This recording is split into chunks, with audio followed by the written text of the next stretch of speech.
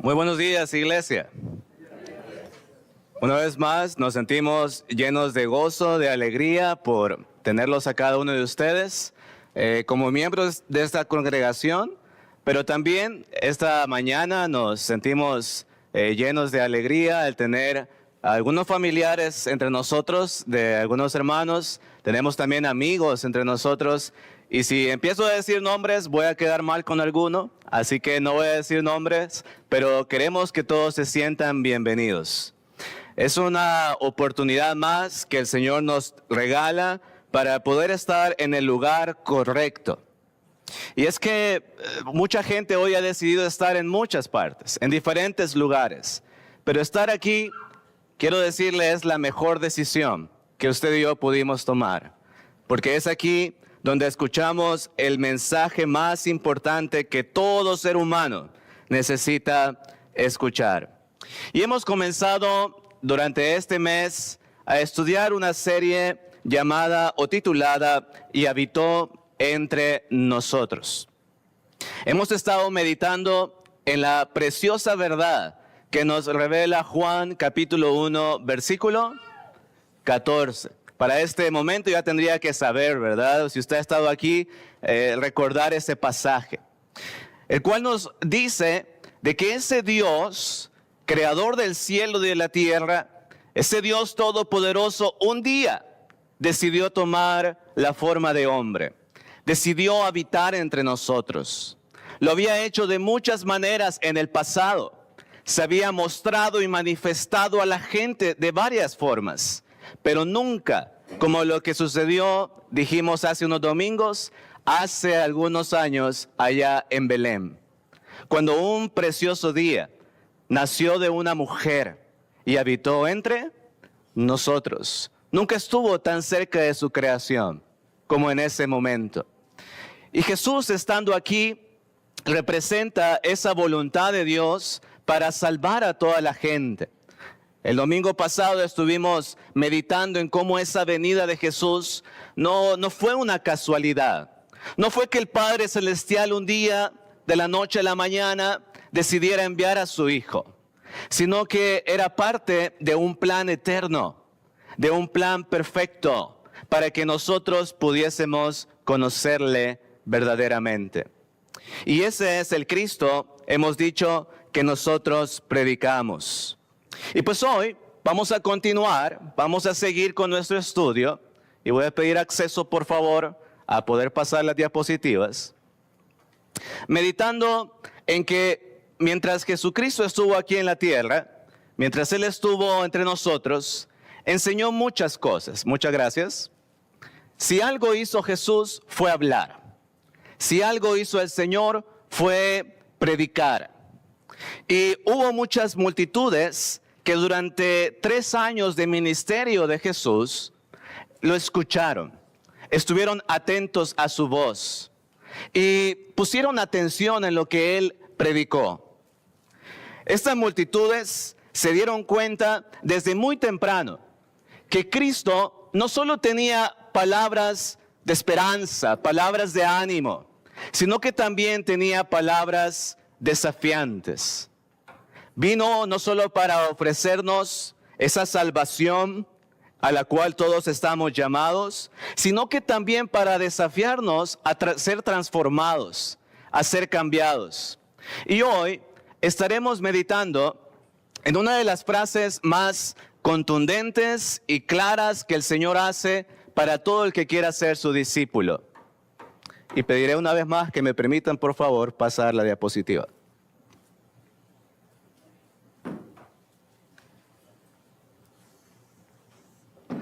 Y es que Cristo enseña, mientras estaba entre nosotros, que todos los que quieran convertirse en sus discípulos deben tomar 2 decisiones.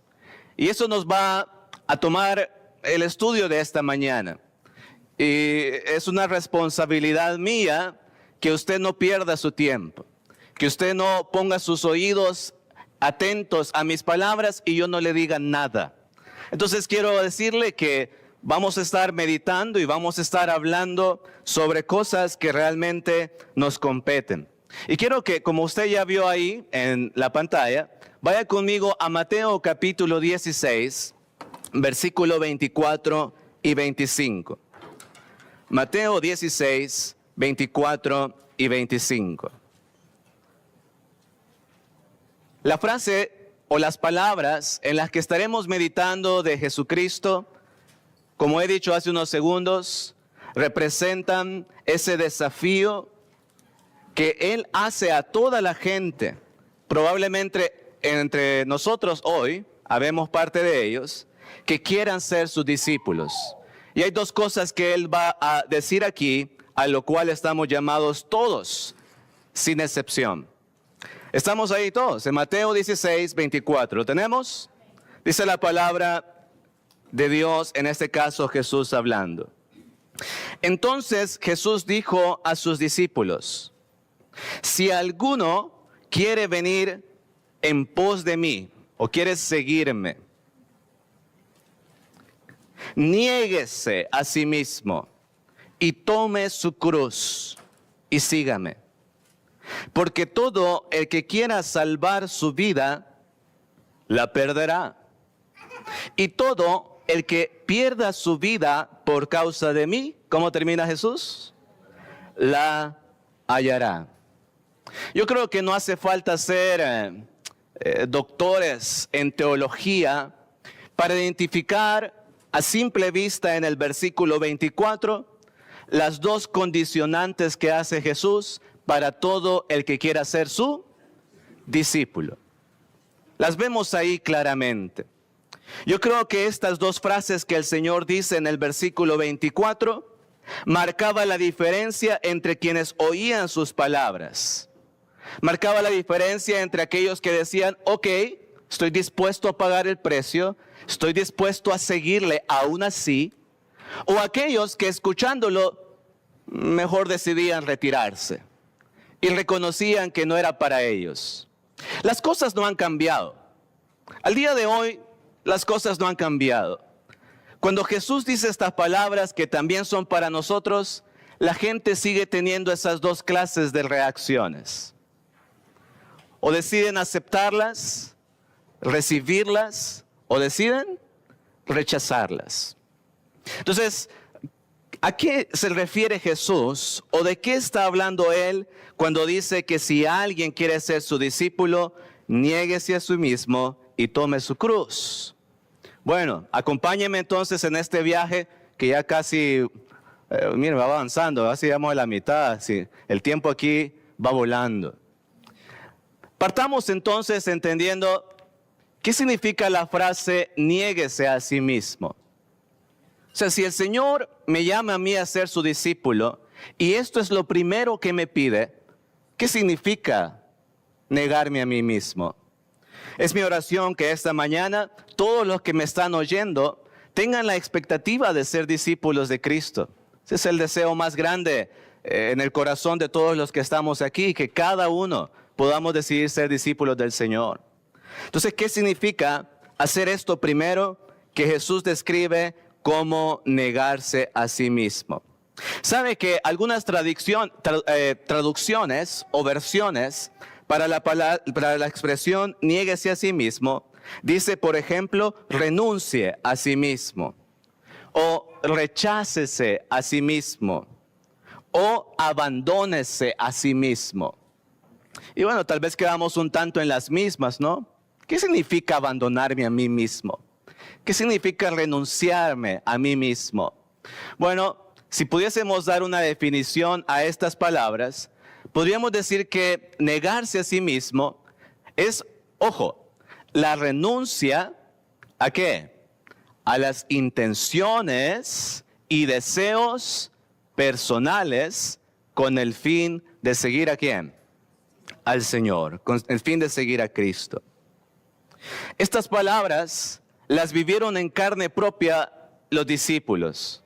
Ellos, cuando recibieron el llamado de Cristo, literalmente cambiaron sus vidas. Dejaron de ser quienes eran. Algunos eran pescadores, otros tenían sus propias ocupaciones y trabajos, pero cuando ellos recibieron el llamado del Señor, literalmente renunciaron a lo que ellos eran. dejaron de ser lo que habían sido para entonces seguir a Jesús.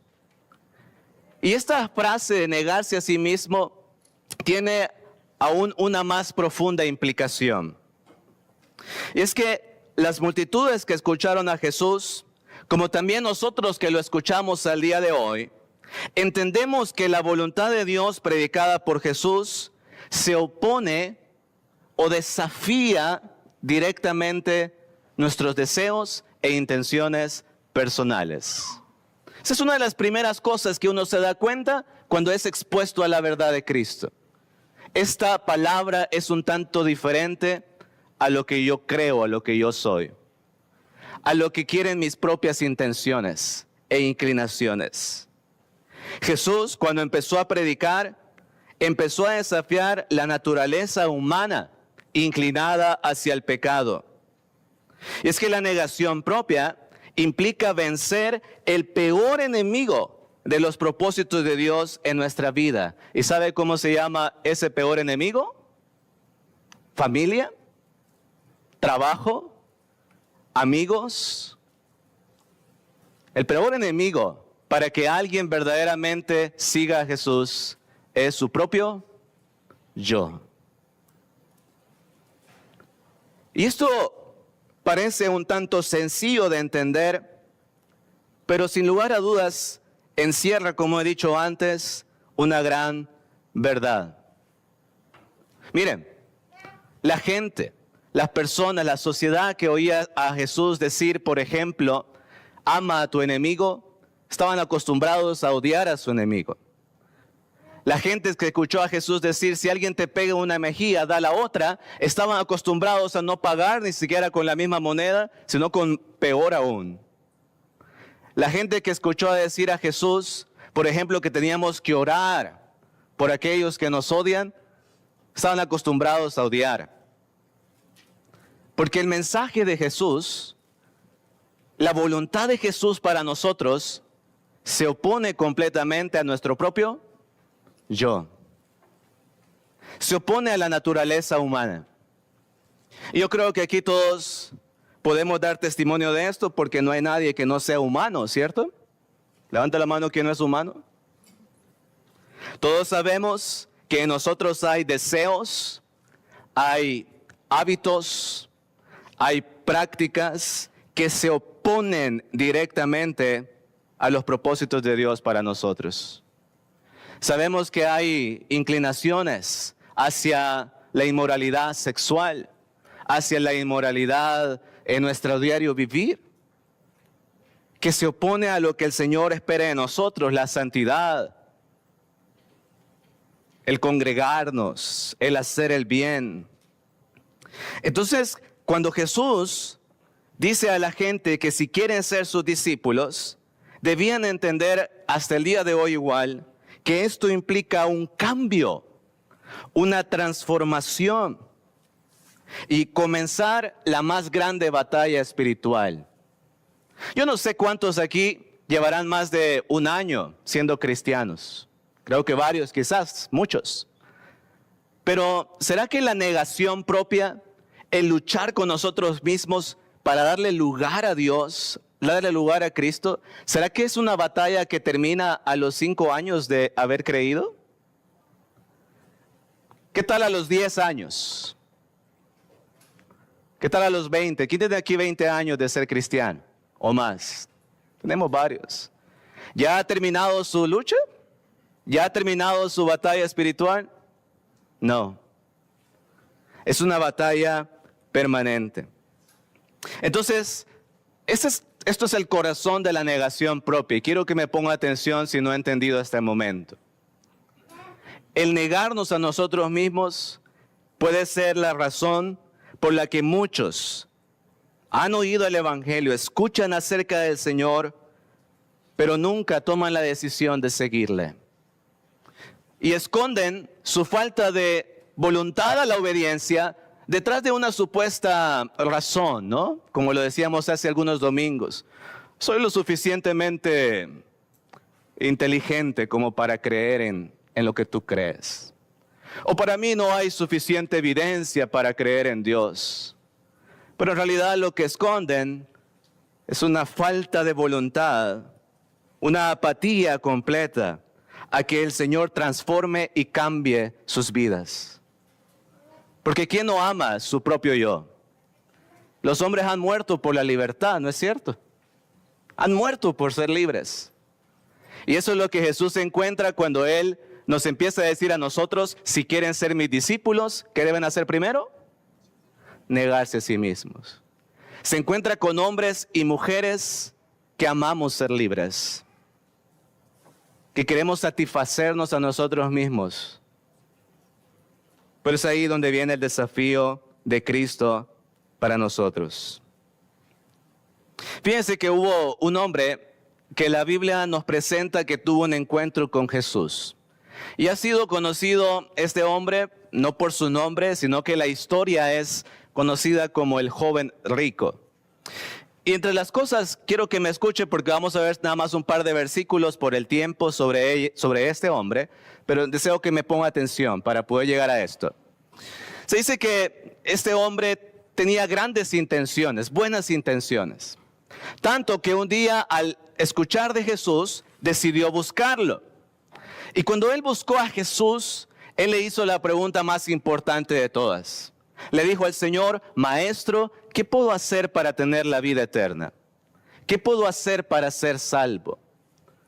Y el Señor Jesús viene y empieza a conversar con él, y él no tan satisfecho con sus respuestas, llegamos hasta esta parte de su conversación, que está en Mateo 10, 21 y 22. Note, oiga las palabras de Mateo 10, 21 y 22. Entonces Jesús, mirándole, hablando de este joven rico, le amó y le dijo, una cosa te falta. Anda, vende todo lo que tienes y dalo a ¿quiénes? ¿A quiénes? A los pobres. Y tendrás tesoro en el cielo. Y ven, sígueme tomando tu cruz. La siguiente frase que vamos a ver después. Pero vean lo que dice el 22. Y aquí es donde vamos a meditar. Dice, pero él, afligido por esta palabra, obedeció. Decidió seguirle. ¿Qué hace esta persona? Dice, se fue triste. Porque tenía muchas posesiones. Algunos han dicho que Jesús le propone a este hombre quedarse pobre. Y para un rico, esta propuesta no suena tan ideal, ¿no es cierto? Pero no vemos aquí a Jesús ofreciéndole a este hombre pobreza, sino otra clase de riqueza. Jesús le ofrece un cambio de riqueza. ¿No puede ver eso? Le dice, si tú das lo que tienes a los pobres, entonces tu riqueza estará ¿en dónde? En el cielo. Entonces no es la manera correcta de decir, mira Jesús, qué bárbaro. Le pide a este hombre que se quede pobre. No, le ofrece un cambio de riqueza. Para una riqueza verdaderamente importante, como lo es la espiritual. Pero lo que nos dice el versículo 22, y en lo que yo quiero que usted me preste su atención, es de que para él dejar su riqueza material fue demasiado pedir de parte de Jesús. Él dijo, no creo que yo pueda dejar mis riquezas. Y por eso dice que se fue, primero afligido y segundo, triste. Más adelante, si usted lee esto en su casa, puedes seguir leyendo esta historia. Jesús le dice a sus discípulos, ¿saben qué? Es muy difícil que vayan al cielo los que confían, los que aman sus riquezas. Ahora, ¿qué es lo que no puede hacer este joven? ¿Qué es lo que no puede hacer este hombre de esta historia? Bueno, no puede hacer lo primero que estamos diciendo que Jesús pide a aquellos que queremos ser sus discípulos. ¿Qué no pudo hacer? Negarse a sí mismo. No pudo darse cuenta que viviendo en sus propias pasiones y deseos y conservando su riqueza, perdía lo más importante, que era la salvación y a Cristo su Señor. No estuvo dispuesto a decir: Señor, te entrego todo, incluso lo que más amo. ¿Qué era eso que más amaba? Sus riquezas. Y yo creo que la imagen del joven rico es apropiada recordarla esta mañana, porque esta situación sigue pasando entre Cristo y los hombres. Sigue pasando entre ustedes y yo. El Señor comienza a decirnos: una cosa te falta. Hay algo más en lo que debes entregar, en lo que debes dejar. Pero entonces entra nuestro orgullo, entra nuestro ego y decimos al Señor: no, hasta ahí ya no. Y sucede que escuchamos la palabra, escuchamos el mensaje y domingo tras domingo, probablemente si usted nos acompaña, salimos de este lugar como salió aquel joven de la presencia de Jesús, afligidos y tristes, porque no estamos dispuestos a negarnos a nosotros mismos. La negación propia, y con eso termino esta primera parte, la negación propia implica entender que es Dios, no nosotros, es Dios quien sabe cómo se hacen las cosas. Es Dios, es Cristo quien tiene propósitos eternos para nuestra vida, no nosotros mismos. Y por eso hoy, esta mañana hablábamos de esa verdad, de que la autoridad está en Cristo. Y por la causa de esa autoridad, nosotros estamos llamados a someternos a su voluntad. La gente llama a la negación propia, y con esto pasamos a lo siguiente. Mucha gente llama a la negación propia como una esclavitud o como fanatismo. Y señalan a los creyentes, señalan a los cristianos. Y dicen: tú eres cristiano y estás sometido, estás esclavizado a todo lo que te dicen, ¿no? Te han lavado la cabeza. Eres un fanático religioso. Y creen ellos que conservando su supuesta libertad en el mundo, están siendo más sabios e inteligentes. Pero qué hermoso es ese día cuando un ser humano como usted y yo entiende que la verdadera libertad se encuentra a los pies de Cristo. Qué glorioso día cuando un ser humano logra entender que la verdadera libertad está en negarnos a nosotros y darle lugar al Salvador. Es ahí cuando somos verdaderamente libres. Y es ahí lo que queremos para tu vida o para su vida, estimado amigo. ¿Qué es lo segundo que dice Jesucristo? Aparte de la negación propia. Léalo conmigo en voz alta. ¿Qué dice el Señor? Tome su cruz. Ahora, si ya hablamos un poco de la negación propia, ¿les parece si hablamos ahora del tomar la cruz? ¿Qué significa tomar la cruz? Yo creo que la pregunta más apropiada para comenzar a hablar de esto es: ¿qué significó para los que escucharon a Jesús decir esto? La cruz en aquel tiempo era una idea conocida por todos los israelitas o todos los que habitaban Roma. La cruz tenía una sola interpretación para los oyentes de Cristo. Y esa interpretación es sufrimiento. Alguien pensaba hace 2000 años en una cruz, pensaba en la palabra sufrimiento. ¿Por qué eso implicaba la cruz? Sufrir.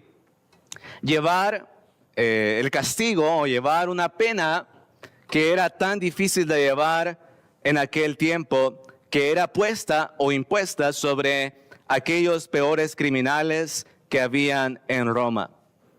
Entonces yo he tratado de definir para usted lo que significa tomar la cruz, con base a la idea que aquella gente recibió al entender la cruz como sufrimiento.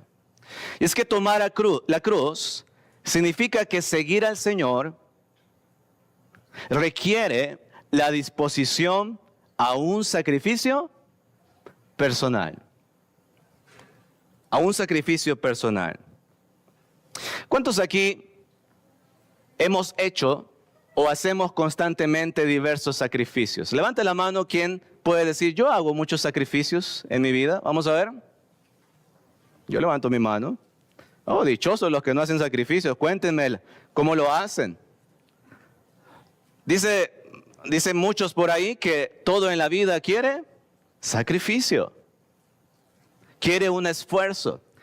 Implica renunciar a algo que queremos, como el descanso o como las posesiones, por el bien de otro o por el favor de aquellos, de nosotros mismos o de aquellos que amamos. Para los discípulos, seguir al Señor fue un gran sacrificio. Muchos de ellos perdieron su identidad prácticamente. Y dice la Escritura que algunos, o por no decir todos, llegaron a seguir al Señor, incluso cuando Él les decía que no tenía ni dónde recostar su cabeza. Entonces imagínense que el Señor les dice, síganme, pero no tendremos dónde dormir. Aquellos 12 dijeron, le entramos. Síganme, pero vamos a ser perseguidos y nos van a querer matar. Aquellos 12 dijeron, cuenta con nosotros. Síganme, pero quizás van a morir por mi causa. Van a perder lo más grande que cualquier persona puede perder, y es su propia vida. Y aquellos 12 que dijeron, ¿dónde firmamos? Literalmente uno de los discípulos del Señor, llamado Simón Pedro, muere siendo crucificado, así como su Señor. Entonces, qué importante es esta mañana que ustedes escuchen de mis labios y yo pueda comunicarles de parte del Señor que seguirle a Él verdaderamente es probable que requiera sacrificios de nuestra parte.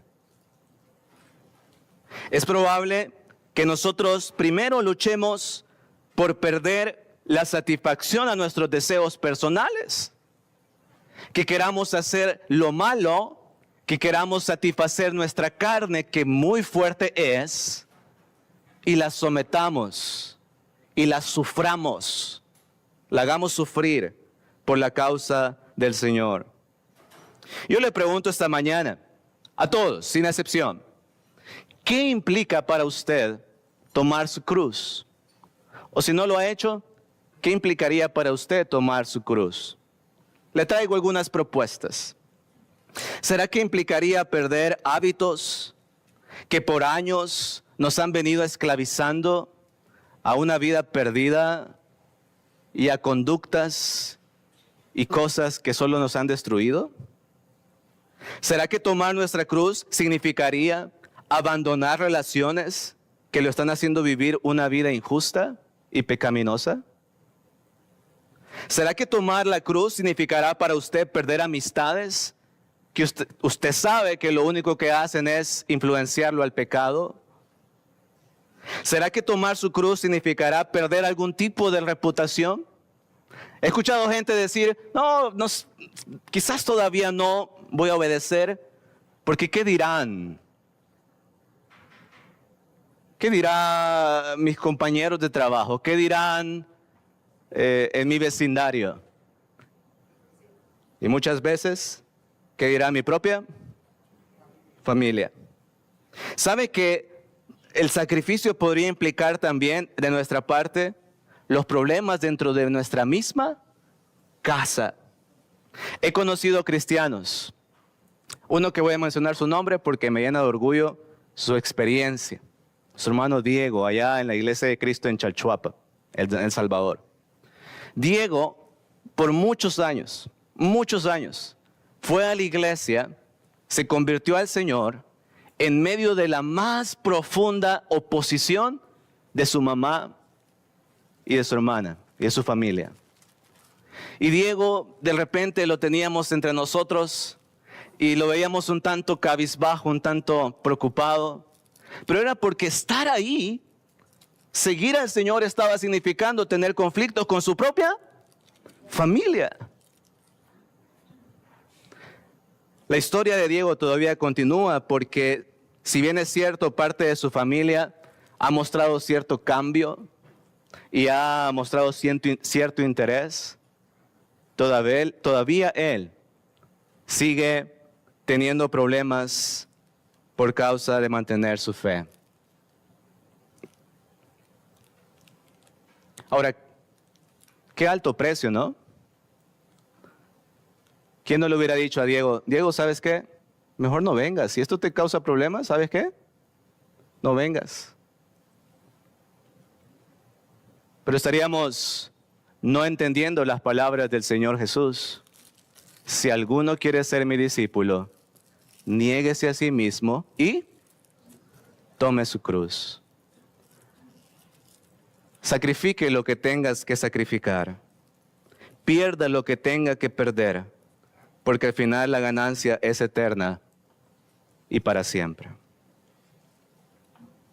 Ahora quiero ir casi terminando diciendo, ¿quién querrá aceptar esta propuesta?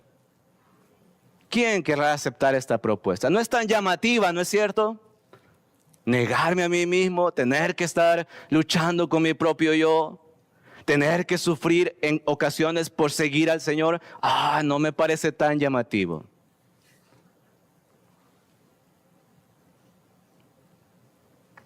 Pero lo que el Señor nos pide, ya lo hizo Él por nosotros. Jesús no pide a quienes quieran ser sus discípulos lo que Él primero no estuvo dispuesto a hacer. ¿Qué es lo primero que Él dice? Niéguese a sí mismo. Renuncie a sí mismo. ¿No es la verdad que hemos estado predicando todo este mes? Que el Dios del cielo se despojó a sí mismo, renunció a su naturaleza y a su esencia estando allá en el cielo, con el fin de hacerse hombre. El Señor no me pide a mí, Samuel Azucena, negarte por su causa sin haberse Él primero negado por mí.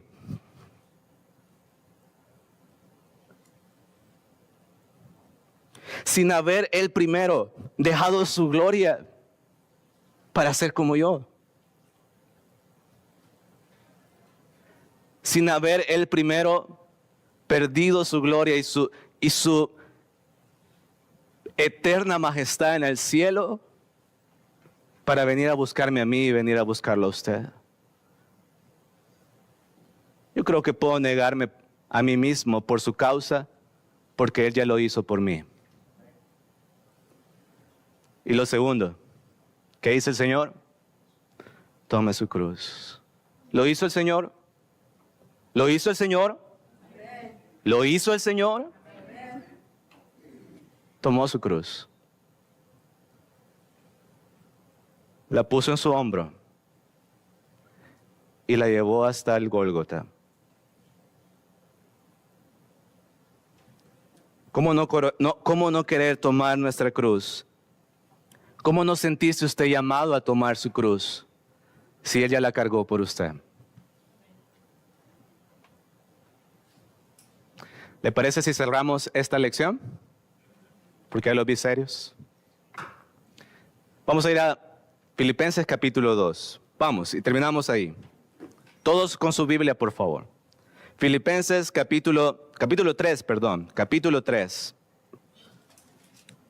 Y quiero que leamos el versículo 4 al versículo 8 y con esto vamos a ir cerrando.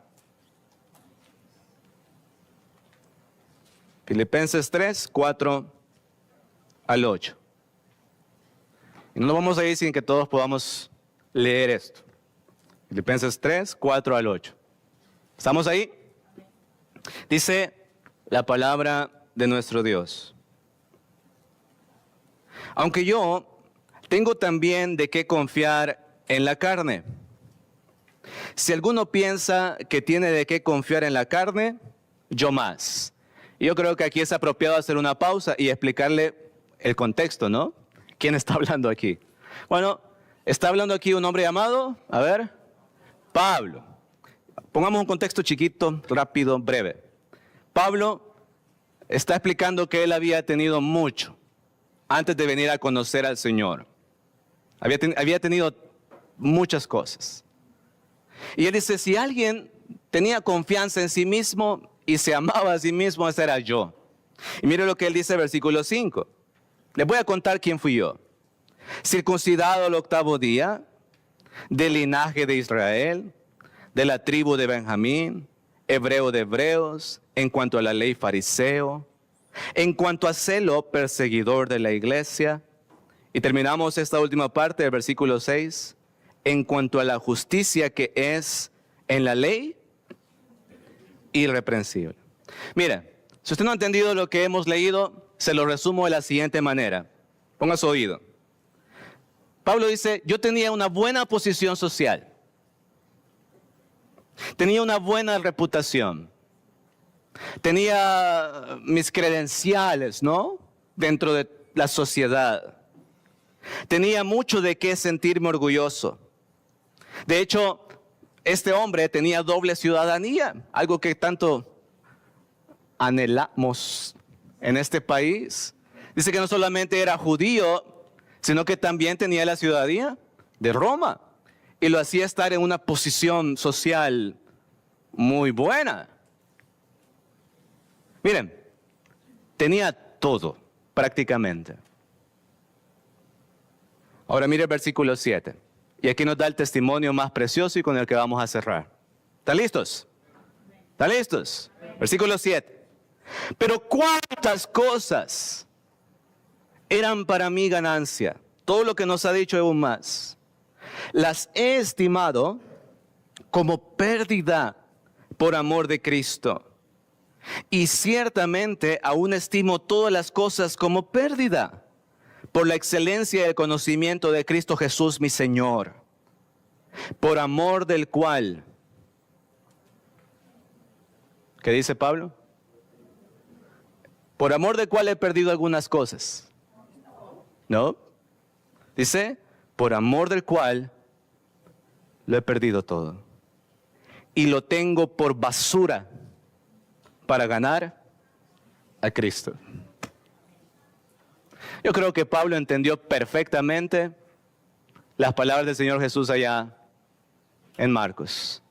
Quien quiera ser mi discípulo, niéguese a sí mismo. ¿Y qué más? Y tome su cruz. La corona de sus declaraciones, quizás la máxima expresión de su entrega al Señor, está en Gálatas 2:20 y con eso invito a nuestro hermano que pase al frente. Dice Gálatas 2:20, palabras de Pablo, con Cristo estoy juntamente. Léalo, estoy juntamente. Crucificado. Negación propia. Ya no vivo, ¿qué? Ya no vivo yo, mas Cristo vive en mí. Y lo que ahora vivo en la carne, toma su cruz, lo vivo en la fe del Hijo de Dios, el cual me amó y se entregó a sí mismo por mí. Sea Pablo hoy. Sea Pablo hoy. Puesto de pie, vamos a entonar un canto de invitación.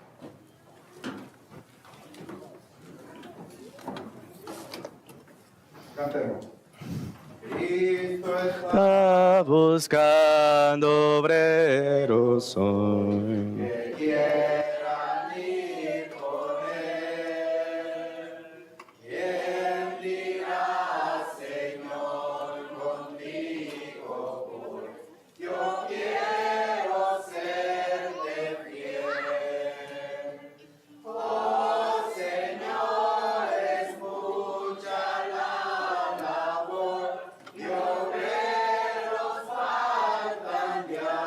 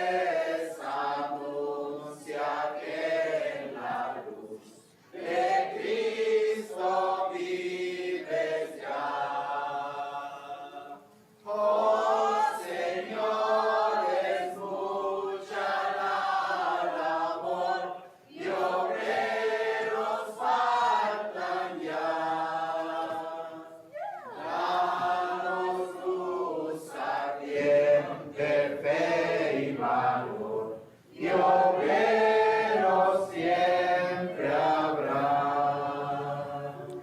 Hay una única manera en la que nosotros damos el primer paso de rendición a Dios. Hay una forma que no es propuesta por la Iglesia de Cristo, no es propuesta por pastor, sacerdote o autoridad humana, sino una propuesta por Cristo mismo, para que alguien pueda llegar a estar en perfecta comunión con Él, para que alguien pueda llegar a esta hermosa decisión de negarse a sí mismo, de tomar la cruz y seguirle de una vez por todas. Las palabras del Señor literalmente son que el que desea obedecer el Evangelio debe creer y ser bautizado. Y siendo bautizado, mostrar esa muerte a ese viejo yo, con el cual va a luchar probablemente, muy seguramente va a luchar por el resto de su vida. Pero ya no lo hará solo, sino ahora de la mano de Cristo su Salvador. La invitación está ahora para si hay amigos entre nosotros que quisieran obedecer el Evangelio. Igual, si hay hermanos o hermanas, damos siempre la oportunidad que quisiera la oración de la iglesia, también puede manifestarlo. Si hay una respuesta para cualquiera de las invitaciones, pueden quedarse de pie, mientras los demás pueden sentarse.